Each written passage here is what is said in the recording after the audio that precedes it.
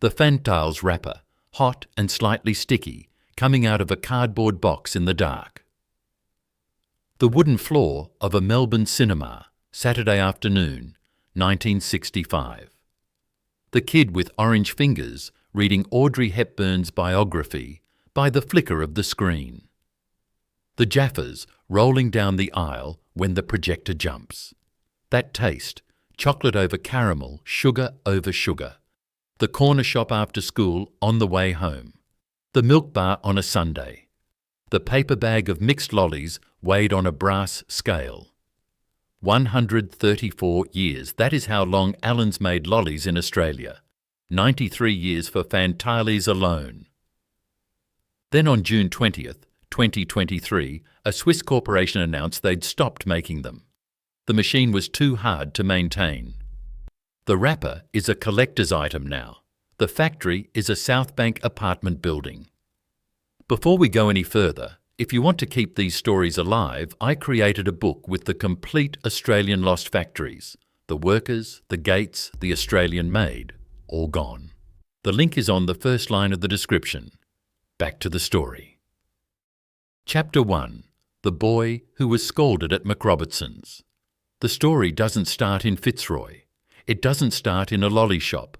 It starts in Emerald Hill, what is now South Melbourne, on the 18th of June, 1870, with the birth of a boy named Alfred Weaver Allen, the seventh and youngest child of English-born parents who had come to the colony looking for something that had not yet come. At 17, in 1887, he walked through the gates of a Fitzroy confectionery works owned by a man named Macpherson Robertson. McRobertson's, they called it. It had been founded in 1880 and was already one of the leading confectioners in the colony, the place that would go on to make Old Gold, Cherry Ripe, Freddo Frog. The Australian Dictionary of Biography, in an entry written by historian John Lack in 2005, records that Alfred Allen quickly earned a reputation on the McRobertson's floor as, in the exact words, a tiger for work. He worked long shifts. He kept his mouth shut. He watched the boilers, the pans, the caramel setting on cold marble. Then he fell. The Australian Dictionary of Biography doesn't give the year.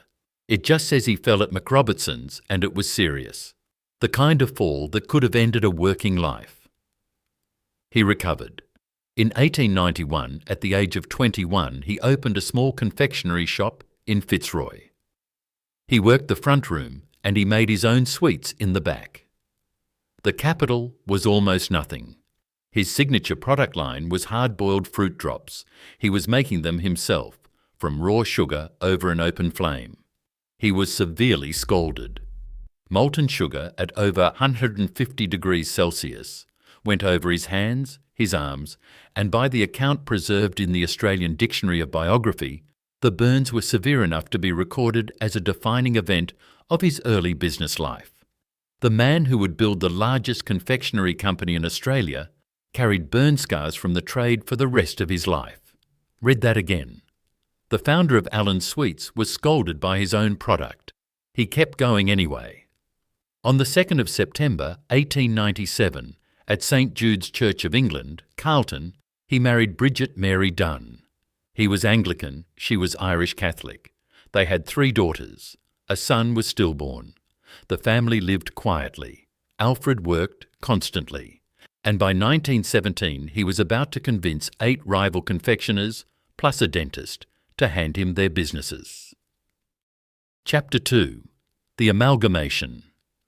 In 1917, with the Great War draining Australia of men and confectionery sugar under wartime allocation, Alfred Allen made a move nobody had seen coming.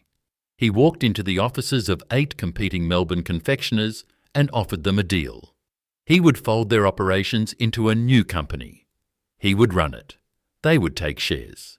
The names were Long and Smith, Clark Luke, Proprietary Limited, Tuckett Obinson and Company, Amazon Confectionery, National Candy Company. And, for reasons the historical record does not entirely explain, a dentist joined the syndicate. The new company was A.W. Allen Proprietary Limited. Alfred was chairman and managing director. He held the largest single stake, but not a controlling one. He had convinced his rivals to trust him without giving him absolute power over their capital.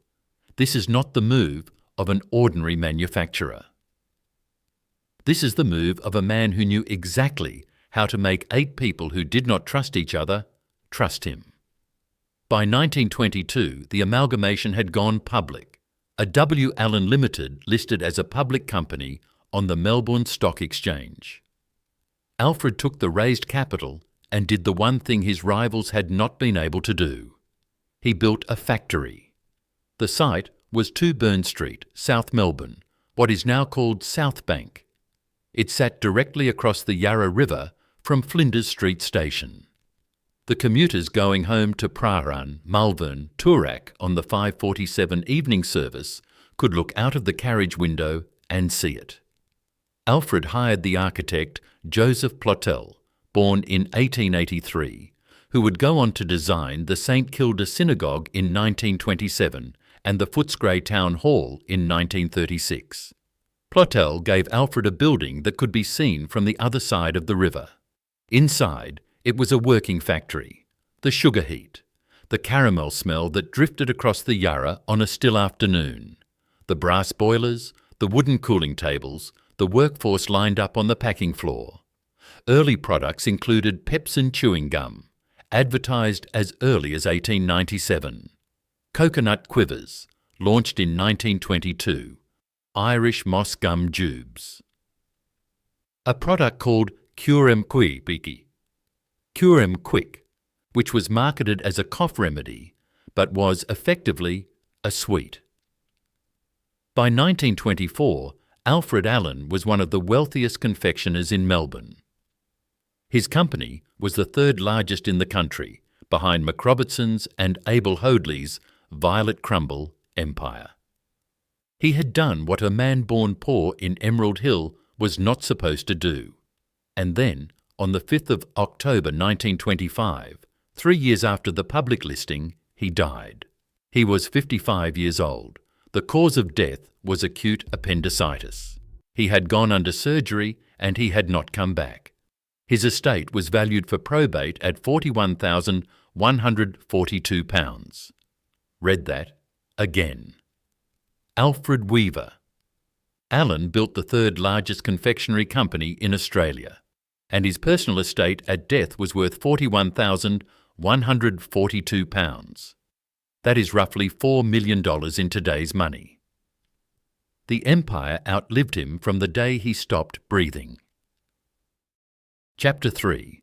The Southbank Factory. The factory on Byrne Street ran without him. It kept running for another 62 years. The neighbourhood was industrial. Adjacent were the leatherworks, the print shops, the warehouses along City Road. Across the Yarra, Flinders Street Station and the retail spine of Melbourne. The building had a heavy brick facade facing the river, sawtooth roofline over the production halls, a management wing at street level. Inside, at any given moment through the 1930s, 300 workers made lollies for the Australian domestic market. The rival factories tell you the shape of the industry. McRobertson's dominated Fitzroy. Sir Macpherson Robertson called it the Great White City, employed around 3,000 workers, ran 17 buildings by the 1930s. Abel Hoadley's ran the Violet Crumble empire out of South Melbourne, close enough to Allen's that workers walked between them at shift change. And in Rosebery, New South Wales, the Stedman family ran a place called Sweetacres, the makers of Fantales, Minties and Jaffas. Here's the thing about that Sweetacres list. Fantales, launched in 1930, chocolate-covered caramel with the movie star biography wrapper. Minties, patented in the 1920s by James Noble Stedman. It's moments like these you need Minties. Jaffas, orange chocolate developed by food chemist Tom Colston Coggan, named for the Palestinian city of Jaffa, famed for its oranges.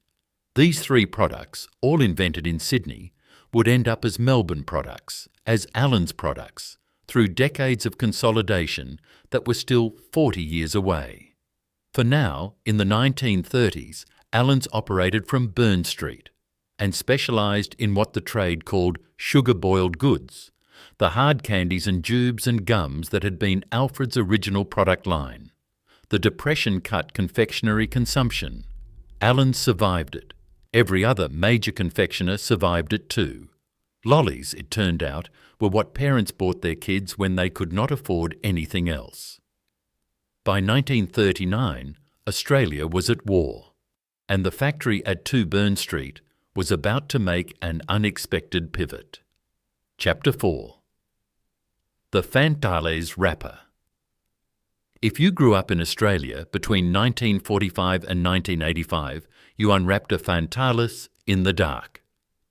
The wrapper was heavy paper, printed in colour, wrapped around a chocolate-covered caramel about the size of a large marble. Inside, a movie star biography, a short printed paragraph about Audrey Hepburn or Cary Grant or Elizabeth Taylor, updated every couple of years by a team of trivia writers who worked for Sweetacres in Sydney. The kid in the cinema unwrapped it, ate the lolly, read the biography by the light of the screen. That was the ritual. This was the era of the Saturday matinee across suburban Melbourne, the Palais at St Kilda, the Regent, the Astor, the Northcote Twin. Kids in the front rows, popcorn boxes and paper bags on the floor.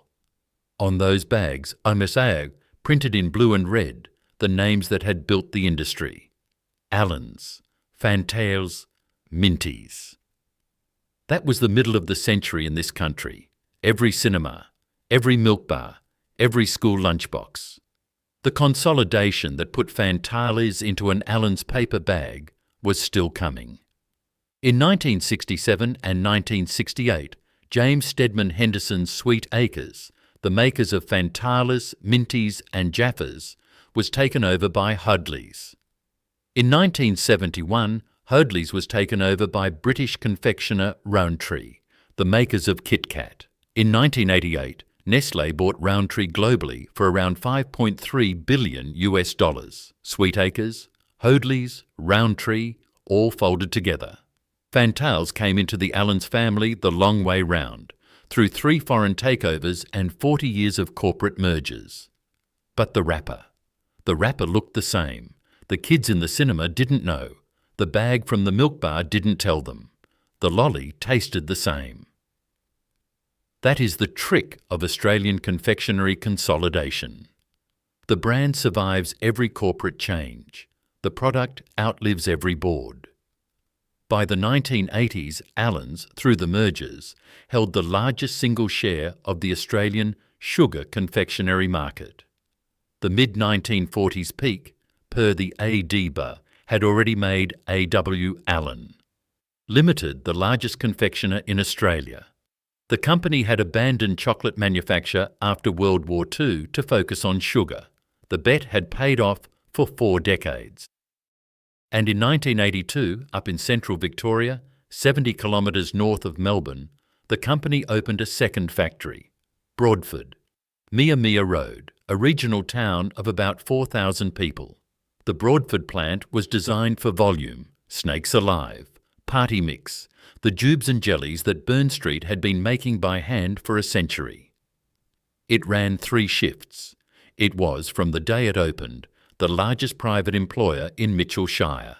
There was a woman on the Broadford line, call her one of many, because the AMWU records preserve the workforce as a body rather than a list, who had joined in 1982 and who would, 43 years later, still be there.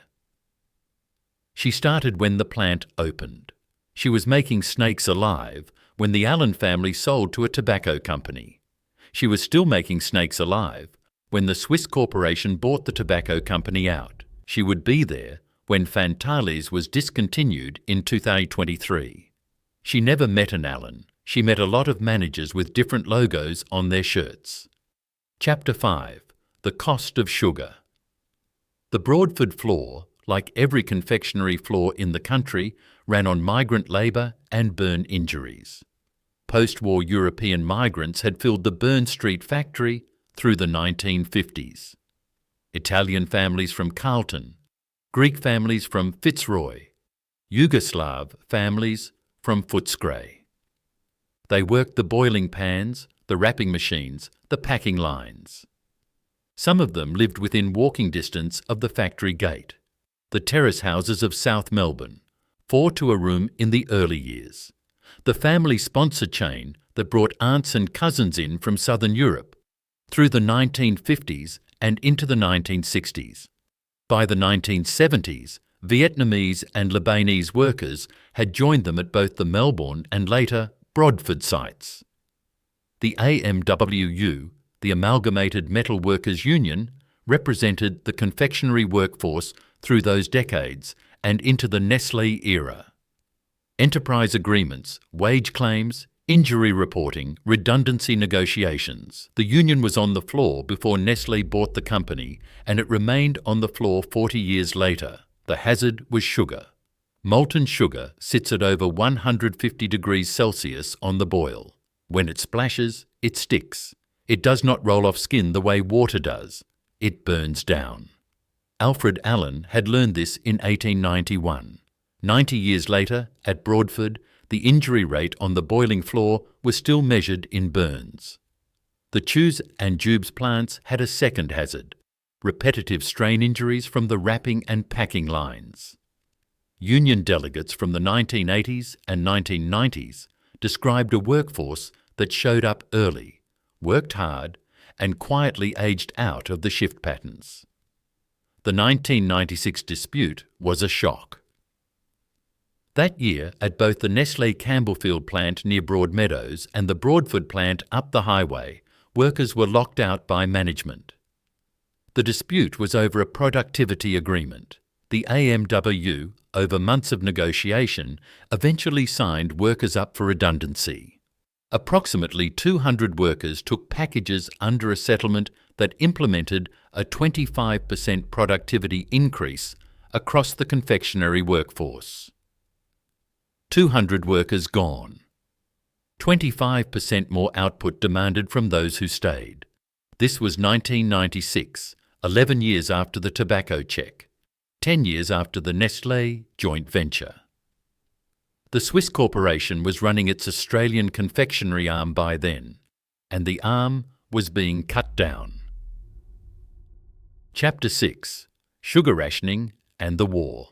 Win back to 1942. On the 29th of August that year, the Curtin government introduced sugar rationing. Every Australian family received coupons, £1 of sugar per person per week, half the pre-war consumption. The confectionery industry was hit immediately. Every lolly manufacturer in Australia had to negotiate with the Rationing Commission for allocation. Allen's got its allocation, so did McRobertson's, so did Hoadley's. The confectionery industry was deemed important enough to keep operating, because the Australian Comforts Fund, the volunteer organisation that packed parcels for Australian troops overseas, wanted lollies in every box. The ADB entry on Alfred Allen's company records the wartime period plainly. During and after World War II, A.W. Allen Limited flourished. The company came out of the war larger than it had gone in. Sugar rationing did not end until 1947 in Australia. By that time, Allen's had abandoned chocolate manufacture entirely and reoriented its entire business towards sugar confectionery. Here's the thing about that decision. Chocolate takes cocoa beans imported from West Africa and Indonesia. Sugar was rationed but domestic. Allen's bet that the post-war Australian economy would run on locally sourceable products. The bet was correct. By the mid-1940s, per the ADB, Allen's had become the largest confectioner in Australia. Australian soldiers who served in the Pacific between 1942 and 1955 received confectionery in Australian Comforts Fund parcels. The specific breakdown of which manufacturer supplied which contract has not survived in the accessible primary record. What is documented is that Allen's, McRobertson's and Hoadley's all continued production through the war under Rationing Commission allocation. and all three came out of the war stronger than they had gone in. That is the sovereignty story, and that is the betrayal. 43 years later, in April 1985, that same company was sold to a tobacco corporation controlled from South Africa. Chapter 7. The Tobacco Check. On the 12th of April 1985, the Acting Treasurer of Australia, the Honourable Chris Herford, issued a press release under the Foreign Takeovers Act.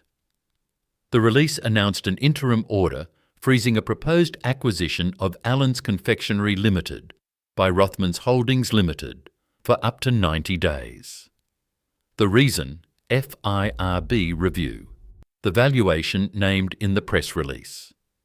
Approximately 56 million Australian dollars. Read that again. 94 years of Alfred Allen's company, of Bridget Dunn's daughters, of the 8 amalgamated confectioners, of the Byrne Street factory, of the sugar rationing survival. Sold for 56 million Australian dollars to Rothmans Holdings. And here's the kicker. Rothmans Holdings was a tobacco company. British registered, but ultimately controlled by South Africa's Rembrandt Group, the empire of Anton Rupert of Stellenbosch. This was the Peter Stuyvesant, Rothmans king-size, Winfield conglomerate. The company that had spent the 20th century getting Australians to smoke was now going to run the company that had spent the 20th century getting Australian kids to eat lollies. The Age newspaper ran the story on the 28th of June 1985 under the headline, "Sweet-Talking Foreigners Corner Lolly Market." The article covered not just the Rothmans-Allen deal, but the simultaneous Nestlé SA acquisition of Lifesavers Australasia. The mint-flavoured hard candy operation that shared shelf space with Allen's in every corner shop in the country. 2 separate foreign takeovers running through FIRB at the same time. Within 18 months, they would merge. In November 1986, Rothmans and Nestlé formed a 50-50 joint venture called Allen Lifesavers. Rothmans put in Allen's, Nestlé put in Lifesavers. Both partners called it strategic. By 1987, Nestlé had bought Rothmans out. The joint venture became wholly Nestlé-owned. The exact date of full consolidation is contested. Some sources say 1987. Others document a staged handover from 1988 to 1990. In June 1988, Nestlé globally purchased Britain's Rowntree plc for around $5.3 billion US, and the Rowntree Hoadley Australian arm was folded in. In 1989, the combined operation was relaunched as Rowntree Lifesavers. In November 1990, it was renamed Nestlé Confectionery Limited. The Australian Financial Review of the 7th of December 1990 reported the moment bluntly. Nestlé sweeps out the lolly shop in preparation for war. The Swiss corporation now owned Allen's, Lifesavers, Rowntree Hoadley, Sweet Acres, and every associated brand. Fantales, Minties, Jaffas, Violet Crumble, Kit Kat and the rest. The consolidation was complete. The Australian confectionery industry had been folded into a single foreign balance sheet in 5 years. The Allen family. Where did they go?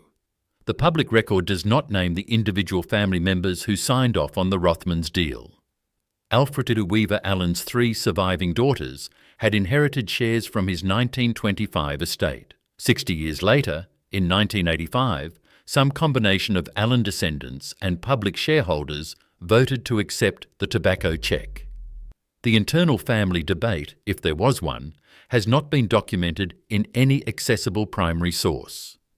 The Southbank workforce heard the news the way workforces always hear the news. Not from the boardroom, from the paper. Chapter 8. The Southbank Wound. The 2 Byrne Street factory was demolished in 1987. The building, Joseph Plottell's 1922 design, the sugar boilers, the wooden packing floors, the saw-tooth roofline that had been visible from Flinders Street Station for 65 years, came down for the Southbank redevelopment. The Victorian government wanted apartments and restaurants along the Yarra. The factory was in the way. The neon sign came down with it. The sign had been first installed in 1955. In 1969, Claude Neon rebuilt it as a 30-metre wide, 12-metre tall animated display. The sequence ran for 35 seconds and then repeated. A skyrocket starburst, falling anti-coal lozenges, cool mints tumbling across the panel. Every commuter on every evening train out of Flinders Street watched it flash across the Yarra for 18 years. Melburnians tried to save it. A public campaign, coverage in The Age and the Herald Sun, letters to Heritage Victoria.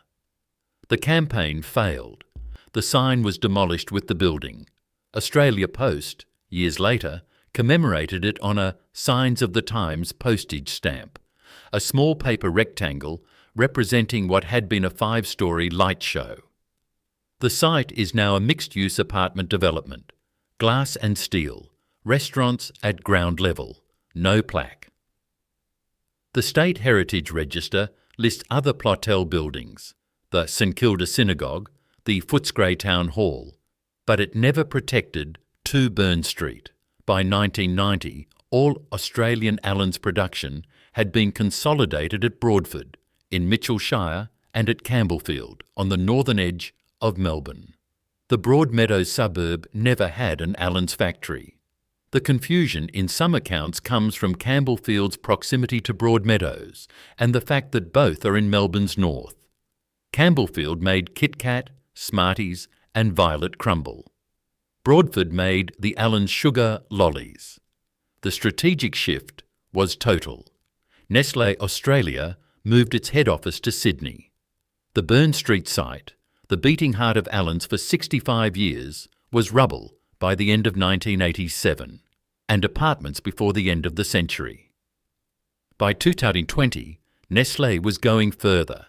In June that year, the company announced that Redskins would be renamed Red Rippers, and Chicos would be renamed Cheekies.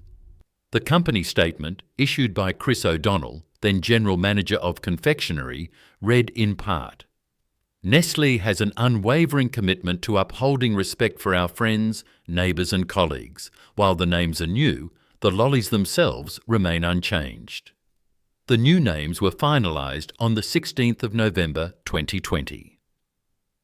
The Red Rippers name drew some backlash because of an accidental resonance with the nickname of Soviet serial killer Andrei Chikatilo, known as the Red Ripper. Nestlé kept the name anyway. In July 2018, the company had already sold Lifesavers, the brand it had bought Allen's alongside, to Darryl Lee, then owned by Quadrant Private Equity. The Lifesavers manufacturing moved from Auckland, New Zealand, to Ingleburn in Sydney. The dismantling was not stopping. And in June 2023, one product wouldn't get a new name at all. Chapter 9. Fantales discontinued. On the 20th of June 2023, Nestlé Australia announced that Fantales would be discontinued. The final production run would be in mid-July. The statement was delivered by Andrew Laurie, General Manager of Nestlé Oceania Confectionery. His exact words from the Nestlé Australia press release. We know our decision to stop making Fantales will be sad news for many people. Fantales have been a part of Australian culture for a long time. Despite the sense of nostalgia Fantales evoke, unfortunately, people simply aren't buying them as often as they used to. And this line, it's become increasingly difficult to get the parts we need to maintain it, and with declining sales, replacing it isn't viable. Read that again. The reason given for discontinuing the most iconic Australian cinema lolly of the 20th century, 93 years after its invention, was that the equipment had become difficult to maintain and sales had declined. The community response was immediate. Change.org petitions collected tens of thousands of signatures. Bring Back Fantales Facebook groups appeared within days. In June 2024, a rumour circulated that Fantales would return. Nestlé publicly denied it. The company confirmed there were no plans to resume production. The pattern by then was clear. Spearmint leaves had been discontinued in June 2015. Green frogs had been discontinued at the same time. A Nestlé spokesperson had explained at the time that red frogs outsold the green 10-1. Killer python had been downsized from 47 grams to 24 grams in October 2014. Morella jubes ceased in 2018. Now Fantales in 2023. 93 years of continuous production ended by a press release. On the Broadford line, the workers watched the Fantales equipment shut down. No AMWU statement was released publicly at the time of the announcement. No worker interviews were recorded in the accessible press coverage. The line was idled. The wrapper machine went quiet. The workers were reassigned to jubes, chews and minties. 93 years of a cinema ritual ended without a photograph of the last shift. The wrapper, the kid in the front row of the matinee, the Audrey Hepburn biography read by projector light, the Jaffas rolling down the wooden floor, all of it ended by a maintenance decision made in a corporate office and delivered by press release on a Tuesday. Chapter 10. Broadford, Victoria. Drive 70 kilometres north from Melbourne along the Hume Freeway, past the Puckapunyal Military Reserve turnoff, past Seymour, and you reach Broadford. Population about 4,000. On the eastern edge of town, at Mia Mia Road, sits the Nestlé confectionery Broadford plant, the last Allen's factory in Australia. The plant has operated since 1982. It runs 24 hours a day, 5 days a week. It employs more than 200 people, making it the largest private employer in Mitchell Shire. The factory manager, as of the 130th anniversary coverage in 2021, was Axel Castiglione. The factory manager quoted in the 2023 expansion coverage was Emily Bradbury. Broadford produces the Allen's line for the entire Australasian market. More than 19,000 tonnes of jellies per year, per the 2021 anniversary interviews. Approximately 20,000 tonnes of jellies, plus 2,000 tonnes of chews, after the 2021 transfer of Minties production from the Nestlé Wairai plant in Auckland, New Zealand. Some 2023 reporting put total output at around 22,000 tonnes. Around 500 million Minties are consumed in Australia every year. Around 240 million snakes alive. The Broadford plant makes all of them. In March 2023, the Victorian Government announced a $12 million expansion of the plant, funded through the Regional Jobs Fund. Minister for Regional Development Harriet Shing attended the announcement. 9 new jobs created, more than 200 existing jobs secured. The expansion enabled Allen's chews, Minties, Red Rippers, Sherbies to be made locally, at reported rates of 1,750 Minties wrapped per minute and up to 10 tonnes of Minties per day. The current owner, Nestlé SA, headquartered at Avenue Nestlé 55, Vevey, Switzerland, a village on the shore of Lake Geneva with a population of about 17,000. The CEO of Nestlé Australia is Sandra Martinez, appointed in April 2018, born in Ecuador. She joined Nestlé in 1988 as a business trainee in Ecuador, led the global confectionery business unit, and was the first woman in Nestlé's history to lead a Latin American country when she ran Nestlé Venezuela. The global Nestlé CEO through most of her tenure was Mark Schneider. Nestlé reported global revenues of over 90 billion Swiss francs in 2024. Let that number sit for a moment. A Swiss village of 17,000 people. A regional Victorian town of 4,000 people. The village decides. The town runs the machines. In 2025, the Broadford and Campbellfield workforce voted for indefinite strike action. More than 90% of workers voted yes. The AMWU and CEPU restricted the action to 1-hour stoppages. In March 2025, the settlement was announced. 5% wage rise in 2025, 4.5% in 2026, 4% in 2027. The company's initial offer had been 3.5%. Meanwhile, Nestlé's global revenue for 2024 sat at over 90 billion Swiss francs. Chapter 11. What 134 years built stand at the corner of Byrne Street and City Road, Southbank, on any Thursday morning. The building the workers walked into for 65 years is not there. In its place, a mixed-use apartment complex, glass and steel and balcony rails, restaurants at ground level, tourists photographing the Yarra. The site of the largest confectionery factory in the country from the mid-1940s to the mid-1980s has no plaque. There is no marker. There is nothing on the pavement that tells you what stood here. Across the river, Flinders Street Station still runs its trains.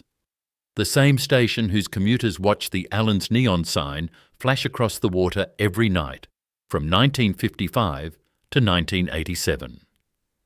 The wall the sign was mounted on has been dust for nearly 40 years. Lesson 1. The family that sells at the peak is still the family that sold. The Allen family sold in 1985. 56 million Australian dollars for 94 years of work. The buyer was a tobacco company from South Africa wrapped in a British registration. Within 18 months, the tobacco company sold its stake to a Swiss corporation.